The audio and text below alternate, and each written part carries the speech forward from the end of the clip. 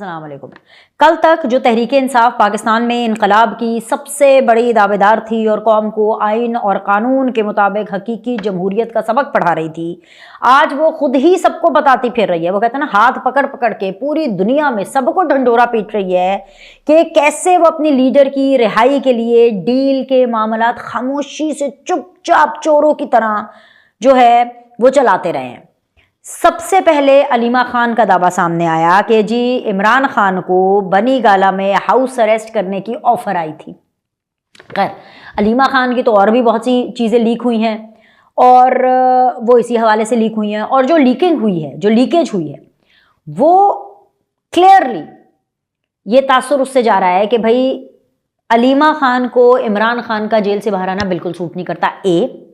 B, वो इमरान खान को चाहती हैं कि लोग उनके ऊपर तरस खाएं, उनको विक्टिम दिखाएं, उनको जो है सिंपथाइज करें। हाय बेचारा इमरान, बेचारा बनाए।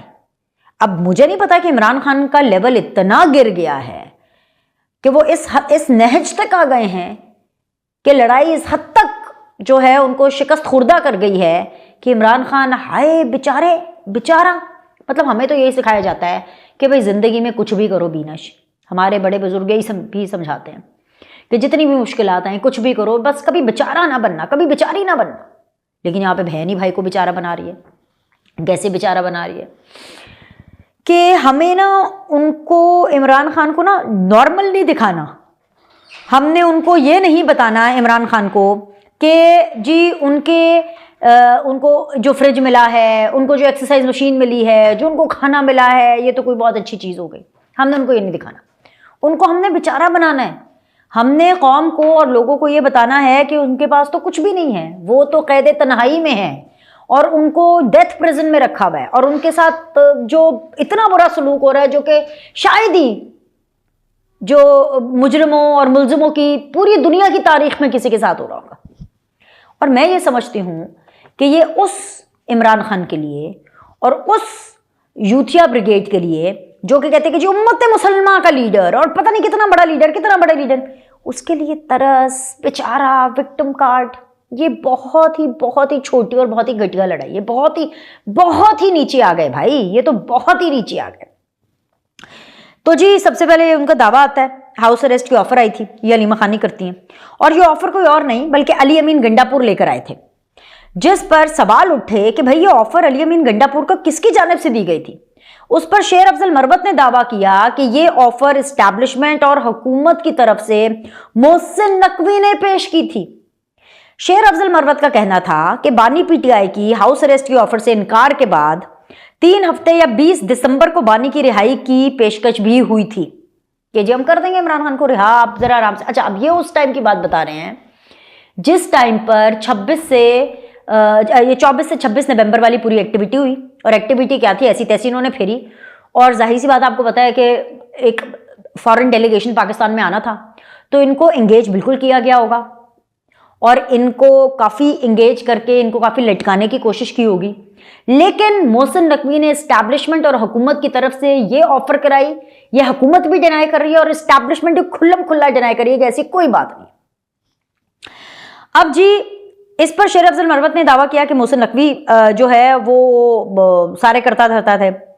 अब शेर अफजल मरवत के मुताबिक ये पेशकश भी मोहसिन नकवी के जरिए की गई कि 26 नवंबर का जो सानिया हुआ था, तो उसके बाद हालात बदल गए और सियासी क़यादत से मुज़ाकरात का सिलसिला शुरू हो गया। हैरानकुन तौर पर शेर अफजल मरवत के इन दावों की तरदीद खुद हुकूमत तो कर ही रही है, इस्टेब्लिशमेंट भी कर रही है, लेकिन खुद जो चेयरमैन है पाकिस्तान तहरीक इंसाफ के, जिनका नाम है बैरिस्टर गौहर, वो भी कर रहे हैं और बता रहे हैं कि हुकूमत से किसी मरहले पर भी इमरान खान की रिहाई या हाउस अरेस्ट या मुंतकली पर कोई बात नहीं हुई। अलीमा खान हो या साहबजादा हामिद रजा, वो भी दावा कर रहे हैं कि इलेक्शन के बाद से अब तक इमरान खान को बारहा मुख्तलिफ ऑफर्स आ चुकी हैं। अगर पीटीआई रहनुमाओं के इन दावों को मान भी लिया जाए तो ये सवाल ज़रूर उठता है कि भाईजान, बड़ी सीधी सी बात है, जब पीटीआई को ये ऑफर्स दी जा रही थी तो तब वो खामोश क्यों रहे, और जी जमहूरी तकाज़ों के ऐन मुताबिक उन्होंने अवाम को जो है क्यों नहीं बताया। और सबसे इम्पॉर्टेंट चीज़ कि खुद ये छुप छुप करके डील्स की लूट सेल कर रहे थे, ऑफर्स की लूट सेल हो रही थी, लेकिन ये पाकिस्तान की जो अवाम है, जो इनके फॉलोअर्स हैं, उनको एट द सेम टाइम सड़कों पर लाकर ख्वार करने की पूरी इंगेजमेंट कर रहे थे। ये आप इनका ज़र्फ देखें, आप इनका तर्ज देखें, क्यों अवाम को सड़कों पर एहतजाज के नाम पर ख्वार होने दिया गया और खुद ये ऑफर्स खेलते रहे। जब बात नहीं बनी तो अब शिकायत लगाने मीडिया पर आ गए हैं। अगर सच्चे होते तो ये तभी बता देते कि ये भाई हमारी तो ये बात चल रही है। ये तो चौड़े होकर बताते, शोखी मार के बताते, इनके तो पेट में कोई बात नहीं रहती। आज सिर्फ इसलिए बताया जा रहा है कि वो जानते हैं कि उनके साथ हैंड हो गया है। वफाकी वजीर एहसन इकबाल भी इन ऑफर्स को सिर्फ कहानियां ही कह रहे हैं और बिल्कुल भी सच मानने को तैयार नहीं।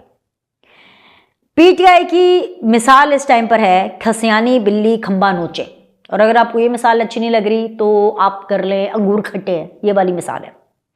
अगर माजी में उन्हें किसी ने कोई ऑफर दी भी होगी तो वो सिर्फ एक लॉलीपॉप होगा। अगर अबल तो ऐसी कोई बात ही नहीं है, लेकिन अगर दी भी होगी तो एक लॉलीपॉप होगा। बेटा लॉलीपॉप ले लो और इसको एंजॉय करो। और अगर इसका मकसद लॉलीपॉप का सिर्फ इनको इंगेज करना होगा, बिल्कुल वैसे ही जैसे आजकल मुज़ाकरात खेला जा रहा है।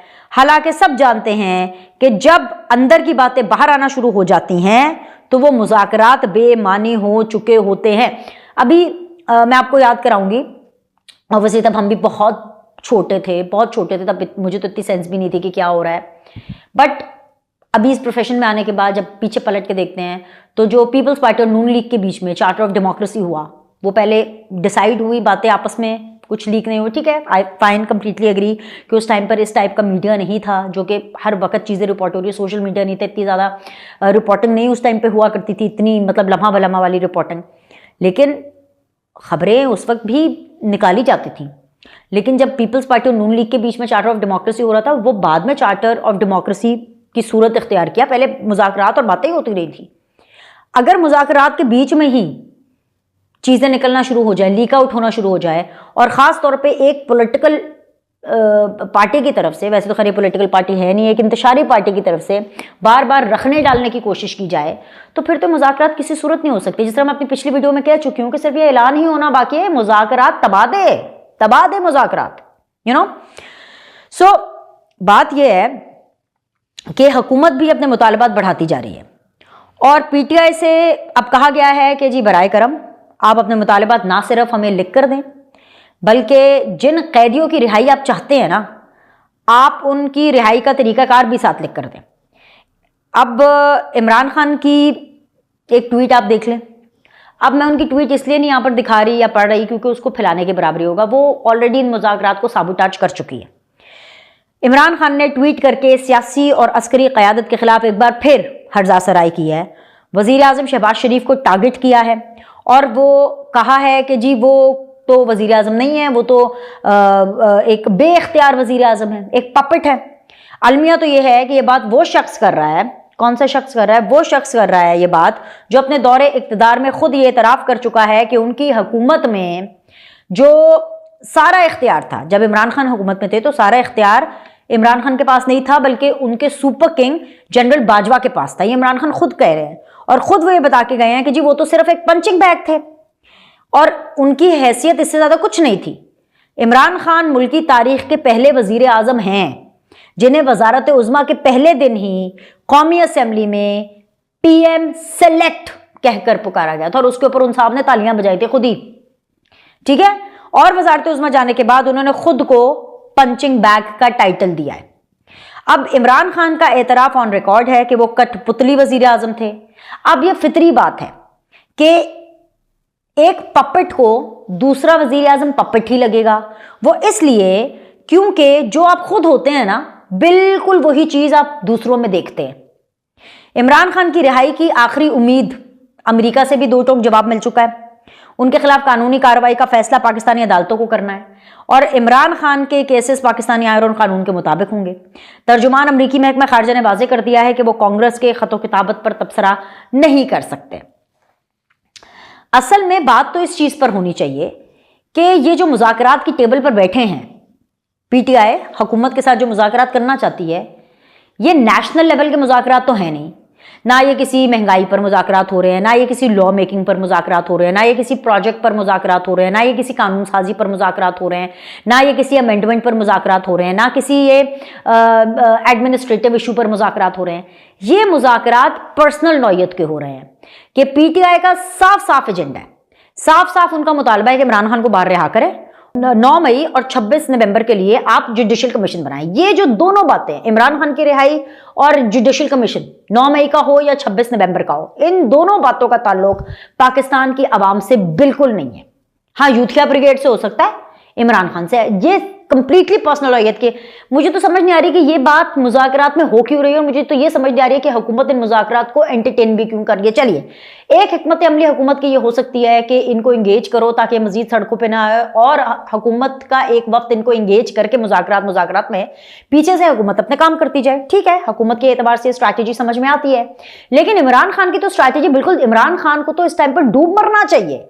अगर वाकई सही में गैरत है तो वाकई ही डूब मरे, क्योंकि इमरान खान के दौरे हुकूमत में नवाज शरीफ, शहबाज शरीफ, हमजा शहबाज, ख्वाजा आसिफ, ख्वाजा साद रफीक, राना सनाउल्लाह, हाय मैं कोई नाम भूल तो नहीं रही, एहसन इकबाल, अब पूरी की पूरी नून लीग, मरियम नवाज, वहां से फरियाल तालपुर, खुर्शीद शाह, आसिफ अली जरदारी, मतलब पूरी पीपल्स पार्टी और पूरी की पूरी नून लीग झूठे केसेस में, हनीफ अब्बासी, मतलब मैं क्या क्या नाम लूं, ये सारे लोग पॉलिटिकल विक्टिमाइजेशन का शिकार हुए। और इसलिए कह रही हूं पॉलिटिकल विक्टिमाइजेशन क्योंकि सबको बरियत मिली है भाई, जमानत नहीं, बरियत मिली है। मतलब कुछ निकला ही नहीं ना केसेस में से, झूठे केसेस थे। इमरान खान के दौरे हुकूमत में ये सब झूठे केसेस में अंदर थे, लेकिन ना नवाज शरीफ, ना शहबाज शरीफ, ना मरियम नवाज, ना हमजा शहबाज, ना राना सनाउल्लाह, ना ख्वाजा आसिफ, ना साद रफीक, ना हनीफ अब्बासी, ना एहसन इकबाल, कोई भी नहीं, ना फरियाल तालपुर, ना आसिफ अली जरदारी, ना खुर्शीद शाह, किसी ने भी उस टाइम की हुकूमत यानी इमरान खान और जनरल फैसे कहा हो कि जो हम मुज़ाकरात करना चाहते हैं और मुज़ाकरात का जो हमारा टारगेट है और जो हमारा मुतालबा है वो ये है कि जी नवाज शरीफ को रिहा करो या फरियाल तालपुर को रिहा करो, नहीं, या मरियम नवाज को रिहा करो, नहीं।